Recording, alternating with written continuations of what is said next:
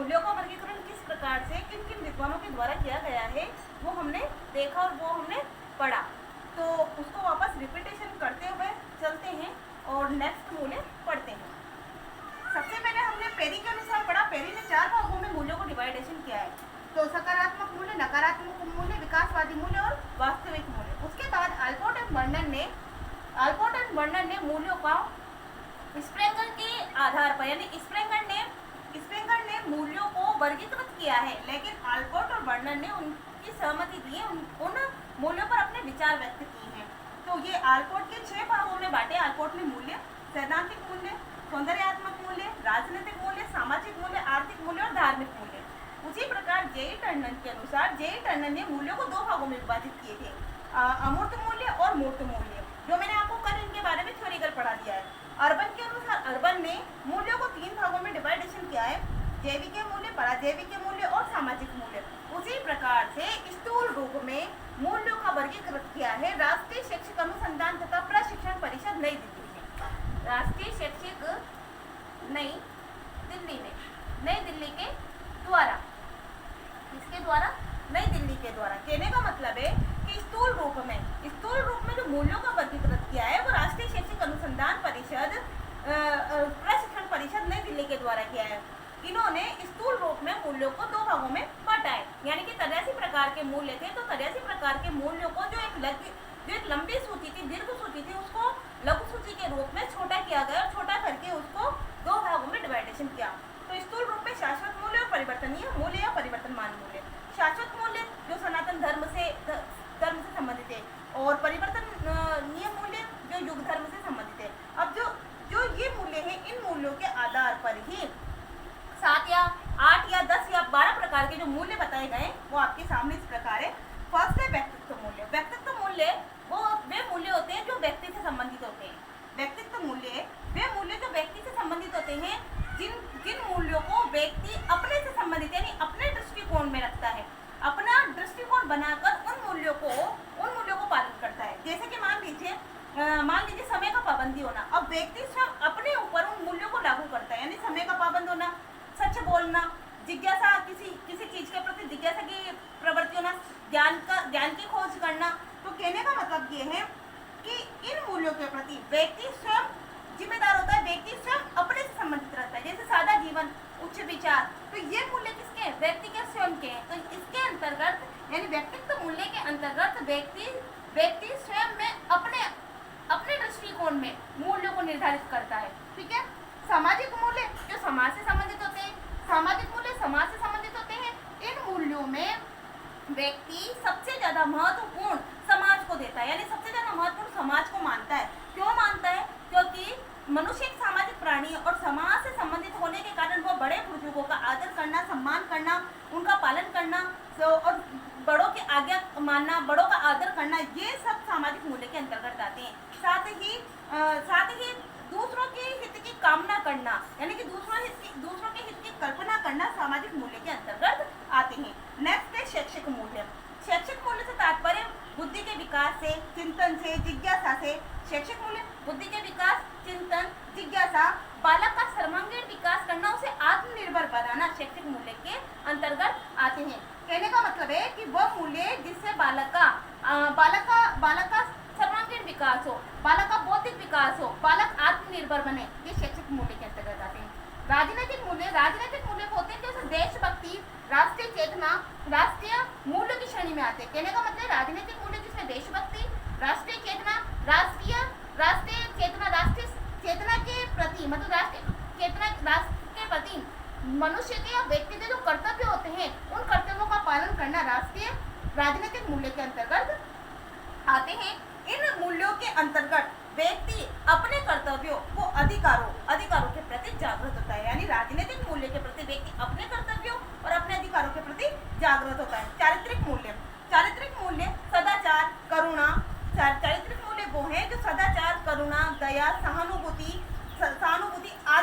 आदि वह मूल्य हैं जो चारित्रिक मूल्य कहलाती हैं। यानी कि व्यक्ति में सदाचार हो, व्यक्ति में सच बोलने की ईमानदारी का गुण हो, व्यक्ति में सदाचार हो, ईमानदारी हो, सहानुभूति हो, अहिंसा हो, आदि आदि इस प्रकार के मूल्य चारित्रिक मूल्य कहलाते हैं। यानी कि व्यक्ति का चारित्रिक मूल्यों का उद्देश्य व्यक्ति का विकास करना है, व्यक्ति के चारित्रिक मूल्यों को ऊंचा उठाना है, व्यक्ति के चारित्रिक मूल्यों को योग्य बनाना है, जिससे समाज में उसकी एक अच्छी छवि प्रदर्शित हो, एक अच्छी छवि, एक अच्छी प्रतिमा बने।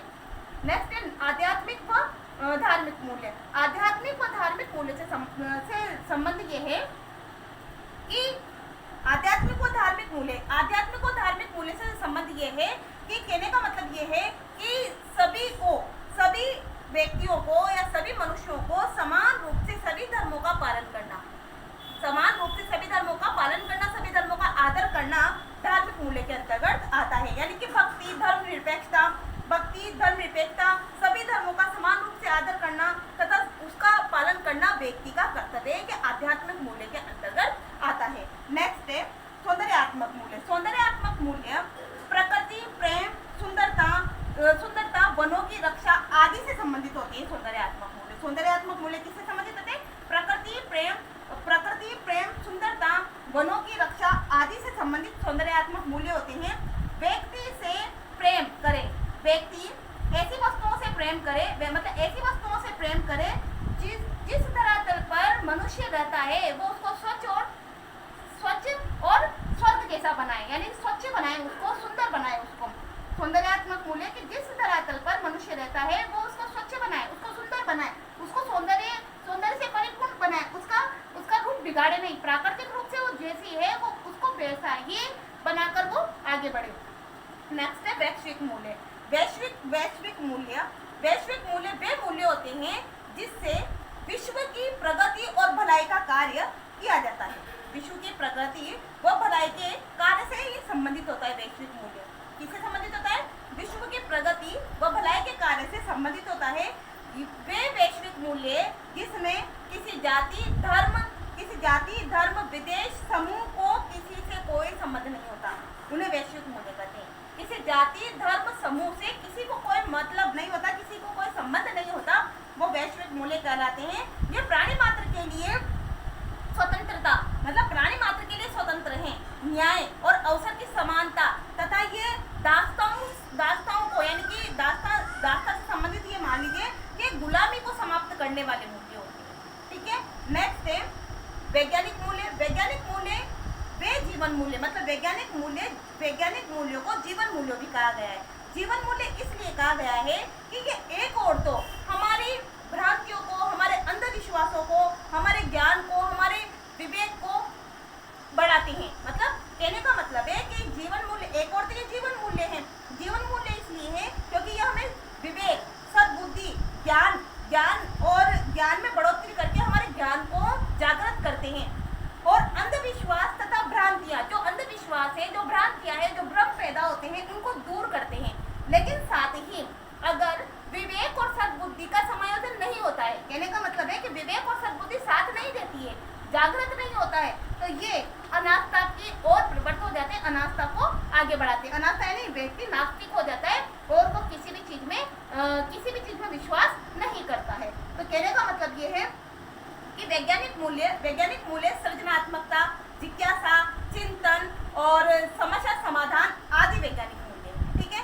नेक्स्ट है भौतिक मूल्य से तात्पर्य यह है, भौतिक मूल्य जो मानव संसाधन द्वारा प्राप्त करता है, मानव संसाधनों के द्वारा जो प्राप्त करता है भौतिक मूल्य। ये भौतिक मूल्य आप जानते हो कि कौन कौन से संसाधन मानव के लिए उपलब्ध करवाए। मानव आज इतना भौतिकवादी हो गया है, इतना भौतिकवादी मनुष्य हो गया है कि उसे हर चीज की जरूरत पड़ती है। जो पहले मतलब आज से काफी साल पहले जो नहीं था, जो सुख सुविधा नहीं थी, उन सुख सुविधाओं का मानव भौतिकवादी हो गया है, भौतिकवादी हो गया है। उसे भौतिक संसाधनों की इतनी जरूरत पड़ गई है, इतनी आवश्यकताएं हो गई है भौतिक संसाधनों की कि वो उसके बिना नहीं रह सकता। तो ये भौतिकवादी मूल्य।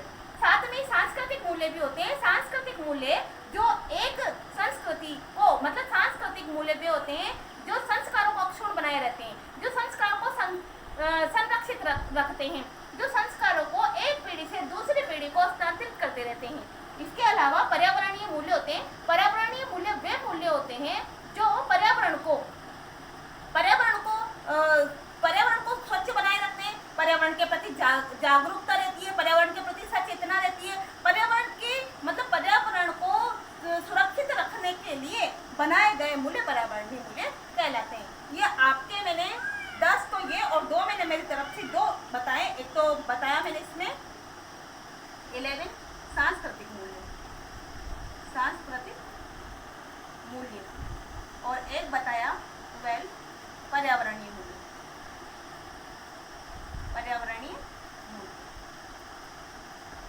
ये आपके मूल्यों का वर्गीकरण वाला चैप्टर टॉपिक खत्म हुआ और नेक्स्ट न्यू टॉपिक स्टार्ट